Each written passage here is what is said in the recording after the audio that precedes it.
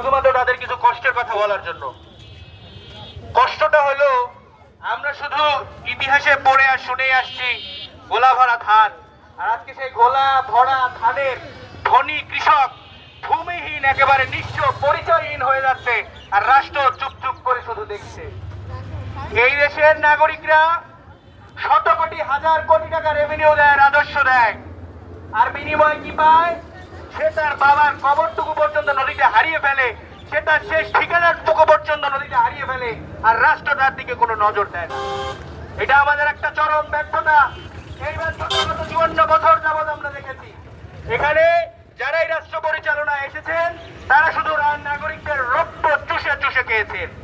একটা রাষ্ট্রের ভিক্ষুক সে চাল ভিক্ষা নিতে পারে, কিন্তু তেল আর লবণটা তাকে কিনতে হয়। ওই তেল আর লবণের মধ্যেও তার দেয়া ফ্যাটের টাকা রয়েছে, যেখান থেকে এমপি মন্ত্রী আমলাদের বেতন হয়। কিন্তু দুঃখের বিষয়, যখন শুধু ভোটের প্রয়োজন হয় তখন এমপিরা ওই ভরতকাঠি যায়, আর যখন ভোট শেষ হয়ে যায় তখন ভরতকাঠির মানুষ, ভরতকাঠির অসুস্থ মা, ভরতকাঠির অসুস্থ বোন যে মুমূর্ষু হয়ে যায়, রাতের বেলা রোগে কাতরায় হাসপাতাল আসতে পারে না, এইটা ওই ভোট যারা নেয় তারা আর দেখতে যায় না।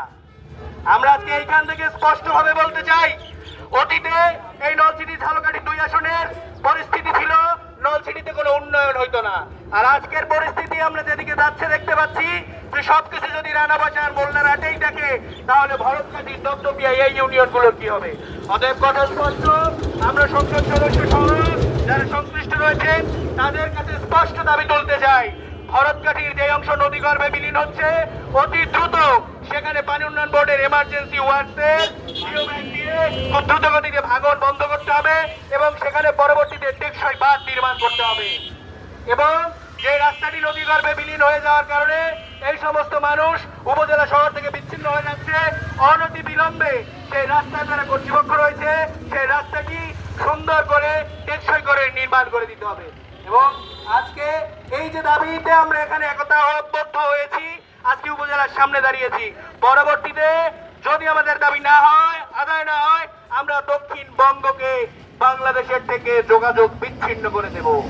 আমরা জানি কিভাবে আমাদের দাবি আদায় করতে হয়। এই দাবি আদায়ের জন্য যত কঠোর কর্মসূচি দিতে হয় আমরা সবাই প্রস্তুত আছি ইনশাআল্লাহ। অতএব আমাদের এই অধিকার আমরা আদায় করে নেব। কিভাবে আদায় করতে হয় সেটা আমরা জানি। অতএব আমাদেরকে সেই শক্ত কর্মসূচির দিকে যেতে দেবেন না। এর আগে আশা করছি আমাদের দাবি মেনে নেবেন।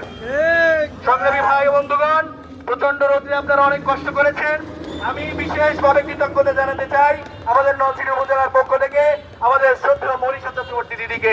দিদিদার উজ্জ্বল ভবিষ্যৎ, একটা কর্পোরেট খুব চমৎকার ভবিষ্যৎ ছিল, সেই জায়গাটা থেকে এসে আজকে এই যে আপনারা কৃষক, শ্রমিক, মজদুর আমাদের মতো লোকের কাতারে দিদি সারাদিন রাত পরিশ্রম করেন, এজন্য আমরা নলছিটিবাসীর পক্ষ থেকে তার প্রতি কৃতজ্ঞতা জ্ঞাপন করছি। এবং দিদি কষ্ট করে অনেকক্ষণ আমাদের কথা শুনেছেন, বরঞ্চ আমরা তার গলা থেকেই, তার বিপ্লবী কণ্ঠ থেকেই এখন আমাদের অধিকারগুলোর কথা শুনবো ইনশাআল্লাহ। ধন্যবাদ কমরেড তুর্য ভাইকে।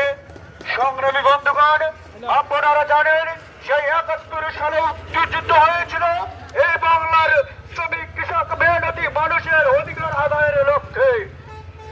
71 গিয়েছে, 24 এসে আবার গণঅভ্যুত্থান হয়েছে শ্রমিক, কৃষক, ছাত্র জনতা রক্তের বিনিময়ে। সেই রক্তের বিনিময়ে এসেও আমরা যে সরকার পেয়েছি, আমরা দেখছি তারাও ওই আগের মতনই শ্রমিক, কৃষক, মেহনতি মানুষকে শোষণ করছে। আমরা আজকের এই প্রোগ্রাম থেকে, এই মানববন্ধন থেকে, এই নলছিটি উপজেলা পরিষদের পক্ষ থেকে আমরা এই সরকারকে জানিয়ে দিচ্ছি যে আমরা আমাদের আজকের এই মানববন্ধনের যে মূল দাবিগুলো, সেই দাবিগুলো যদি অতি শীঘ্রই